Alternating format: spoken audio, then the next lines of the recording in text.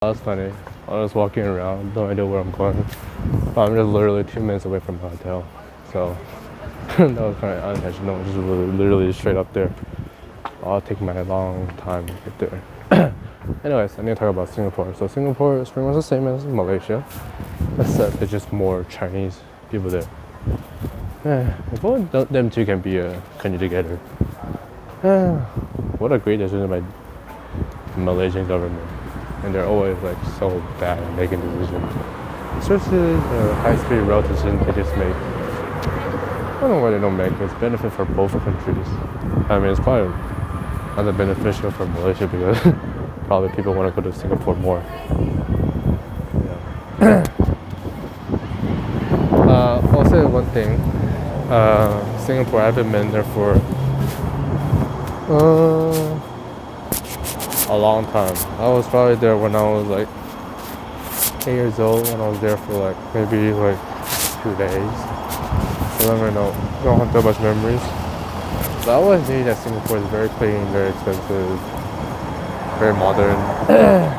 Yeah, when I was there. But when I actually go back this time, go visit there this time, I wasn't really surprised because I always knew that it was expensive and very beautiful. I always knew that a long time ago.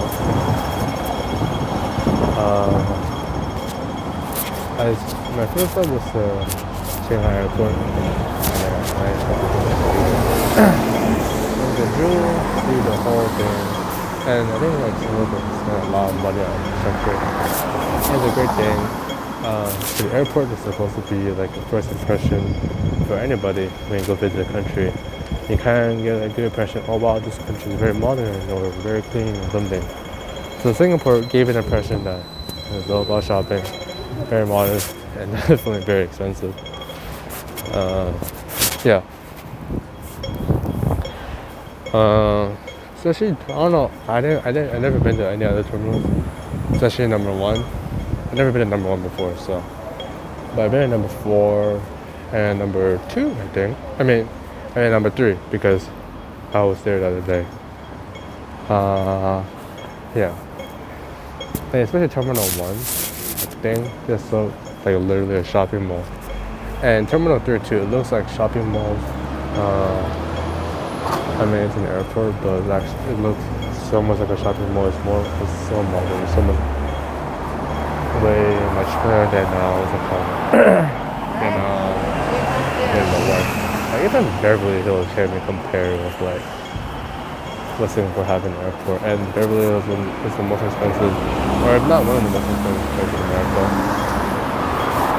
Yeah, nobody can compete with Singapore how well they do in their airport and overall infrastructure as a whole. I mean that's why it's all very expensive. So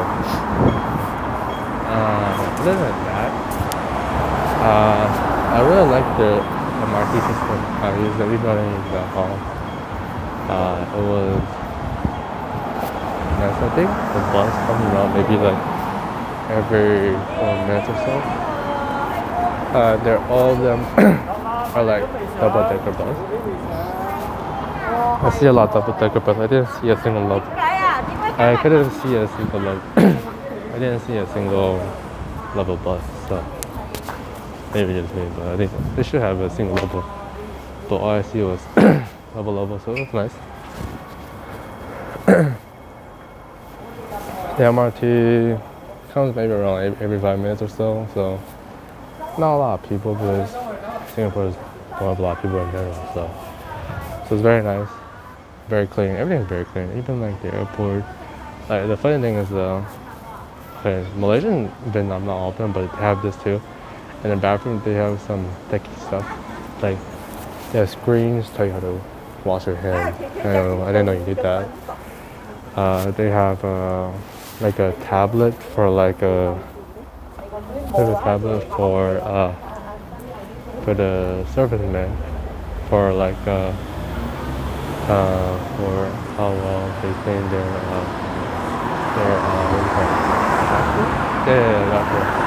they have things like that. So they really care about the quality of work. view in the bathroom.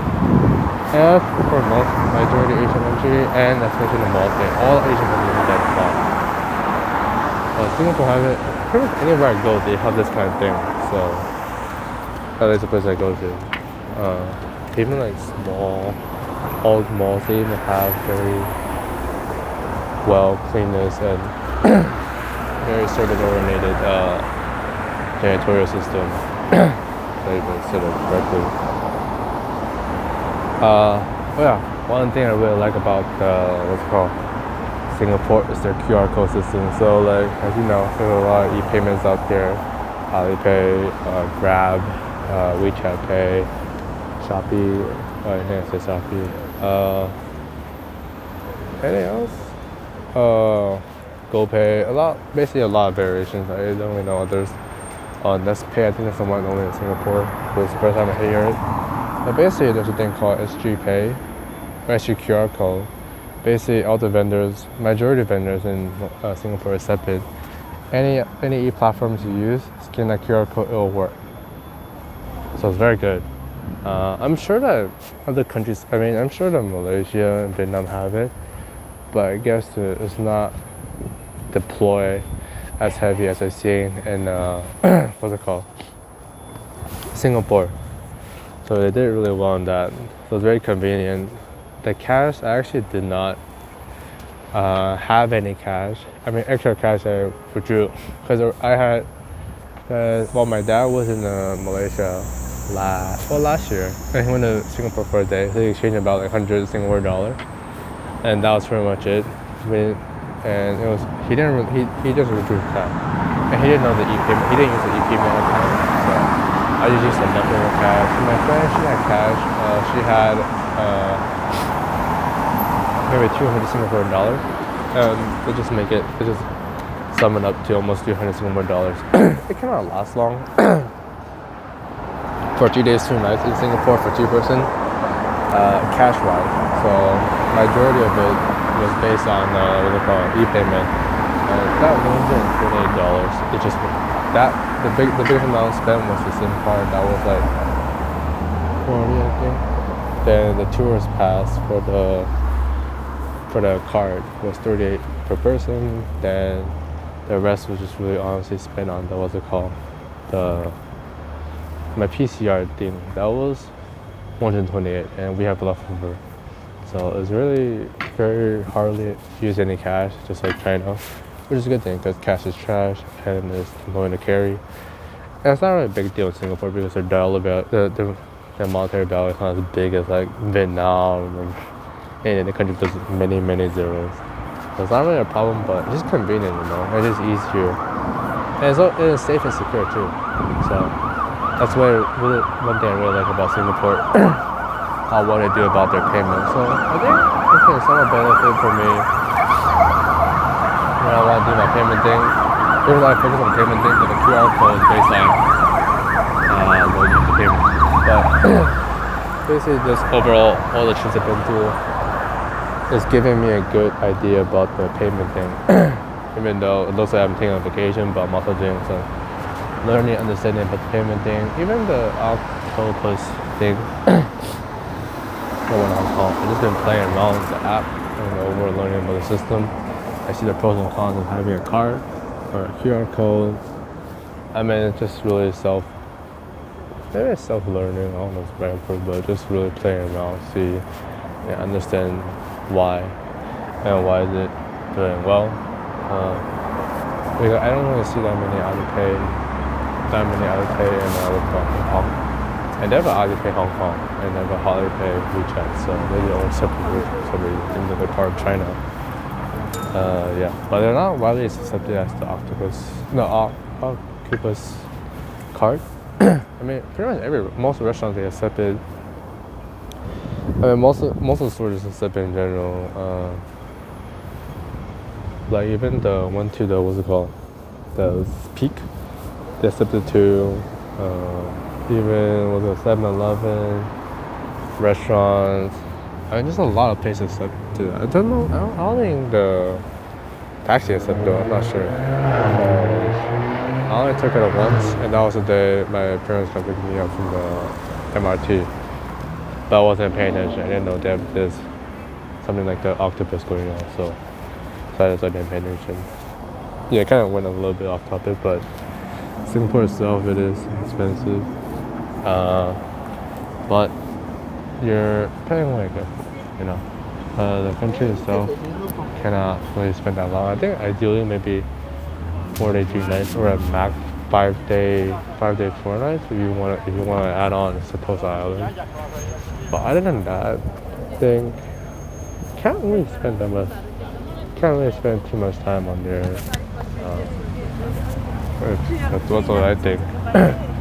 But yeah, if you want to go there, just prepare your wallet. It's very expensive. Overall, the food is not expensive. Overall, like activities and things is expensive.